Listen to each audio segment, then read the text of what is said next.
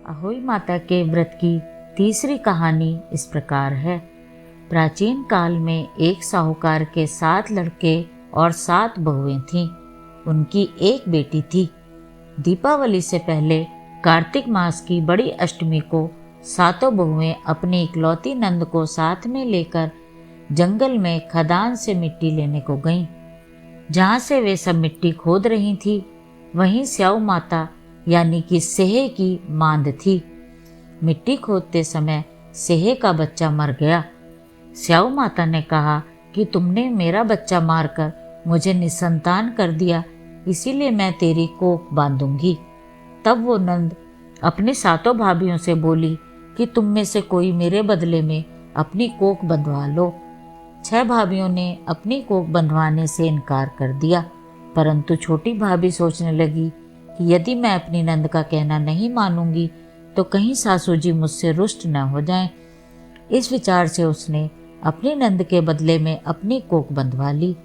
इससे जब उसके लड़का हुआ तो वह 7वें दिन मर गया। इसी प्रकार उसके 7 लड़के हुए और मर गए। तब एक दिन उसने ज्योतिषी को बुलाकर पूछा कि महाराज, ये सब क्या बात है? मेरे जो संतान होती है वो 7वें दिन मर जाती है, सो इसका क्या कारण है? तब पंडित जी बोले, हे देवी, तुम सुरही गाय की पूजा किया करो, क्योंकि सुरही गाय स्याऊ माता की भाईली है। वो तेरी कोख छोड़े तो तभी तुम्हारा बच्चा जी सकता है। इसके बाद वह बहू नित्य प्रति प्रातःकाल उठ करके चुपचाप सुरही गाय के नीचे सफाई करके अनेक प्रकार से सेवा खिदमत करती रही। गौ माता यह सब देखकर साहूकार के बेटे की बहू नित्य प्रति मेरी बहुत सेवा करती है। गौ माता उससे बोली कि तुम मेरी बहुत सेवा करती है, इसलिए मेरी आत्मा तुमसे बहुत प्रसन्न है, इसलिए मांग मुझसे क्या मांगती है?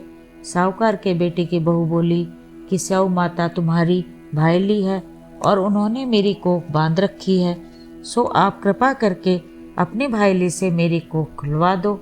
उस दुखियारी की यह बातें सुनकर गौ माता बोली, अच्छा। एक दिन गौ माता उसे साथ ले 7 समुंदर पार अपनी भाईली के पास चल दी।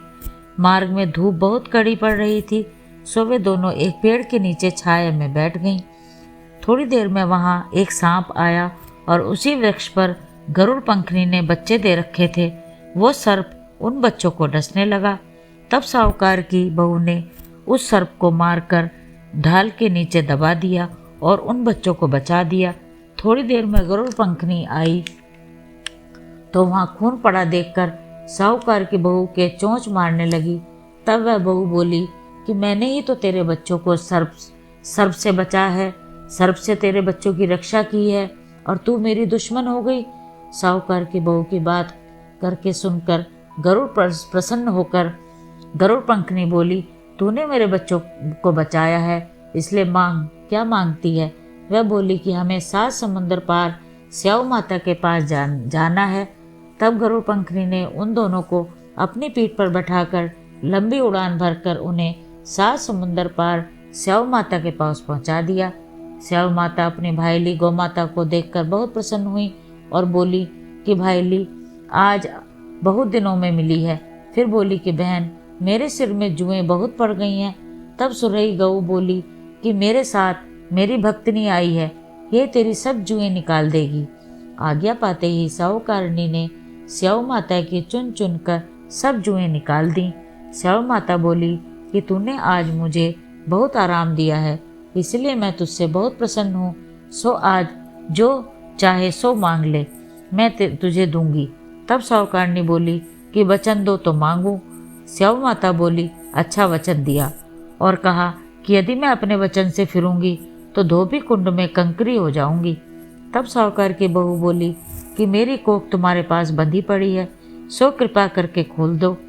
उसकी यह बात सुनकर स्याऊ माता बोली कि तूने मुझे ठग लिया, मैं तेरी कोख कभी नहीं खोलती, परंतु अब तो खोलनी ही पड़ेगी। जा, तेरे घर तुझे 7 लड़के और उन 7 की 7 बहुएं मिल जाएंगी। तू घर जा करके मेरे साथ उजमन करिएना, 7 अहोई बनाकर 7 कढ़ाई कर देना। यह सुन सब लौटकर घर आ पहुंची तो वहां 7 बेटे और 7 बहुएं घर में मिले। यह देखकर वह बहुत खुश हुई। तभी उसने 7 अहोई बनाई और 7 उजमन किए तथा 7 ही कढ़ाई चढ़ाई। दिवाली के दिन उसकी जिठानियाँ कहने लगी कि जल्दी जल्दी अपना चौका पूरा कर लो, पूजा कर लो, अन्यथा छोटी बहू बच्चों की याद करके रोने धोने लगेगी। थोड़ी देर में उन्होंने अपने बच्चों से कहा कि चाची के घर जाकर तो देखो कि आज वो अभी तक क्यों नहीं रोई।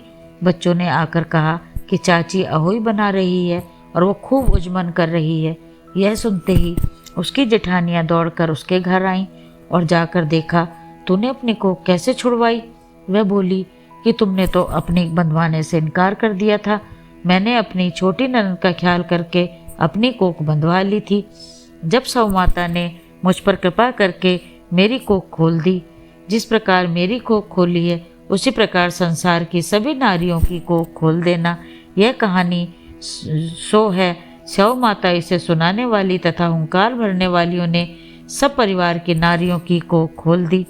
यदि हम सबकी तुमसे विनती है कि सब नारियां प्रसन्न रहें, सबके सुंदर संतानें हों। हमारी राजस्थानी यानी कि मारवाड़ की बहनों के लिए भी हमने अहोई अष्टमी की कहानी मारवाड़ी भाषा में सुनाने की कोशिश की है। आशा है आप सबको बहुत पसंद आएगी। आप सब अपने विचार कमेंट बॉक्स में ज़रूर लिखें। आप सबको अहोई अष्टमी की बहुत बहुत शुभकामनाएं। हमारी यही कामना है सब स्वस्थ रहें, सब सुखी रहें। कृपया लाइक करें, सब्सक्राइब करें तथा हमारी नई वीडियो देखने के लिए बेल आइकन दबाएं। धन्यवाद।